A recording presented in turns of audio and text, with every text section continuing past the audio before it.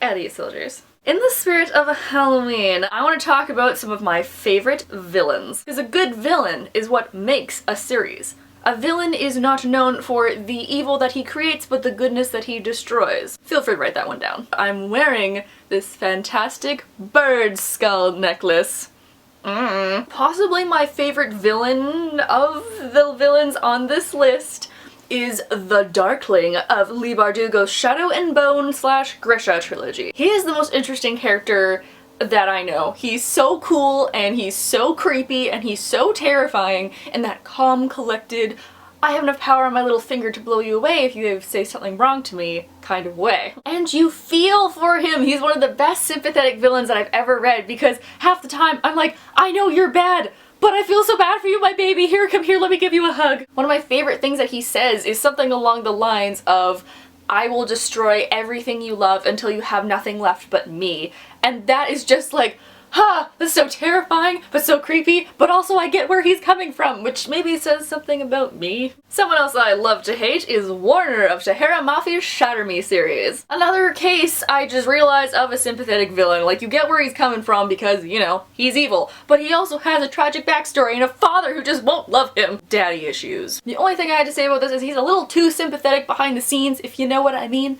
but he's pretty up there. He's just like, I don't like you. Pow, you're dead. Yeah, see, that trick that you're learning, it's not fast enough, so I'm just gonna lock you in a room with a child and a whole bunch of razor blades and just like see what happens. He's like almost Joker level crazy, but then also he's like a real sweetheart at heart because he like feeds dogs and like keeps notebooks and stuff, so I kind of like him, even if he does shoot his own father in the leg. It was deserved. Now, a villain that some people don't like, but I really do, is Sebastian of Cassandra Clare's City of Bones series. I mean, like, yeah, he has demon blood in him, so he's hella strong and like really skewered, but his idea of what counts as family is so creepy. No, Sebastian, you can't marry your sister. That's wrong. I don't care what the Bible says. Sebastian, no raising armies of dark shadow hunters. Bad. Sebastian, you can't just go around stealing your brother into time and space. You need to share. There is a very interesting balance between him and the other main character that I really like the symmetry of as a writer. A more realistic villain that I liked a lot more than I thought I was going to, and did add into this list of villains even though technically she could just be an antagonist, and that is the mother of Huntley Fitzpatrick's My Life Next Door. I know, a contemporary on this list, who would have thunk? I love the mother in this because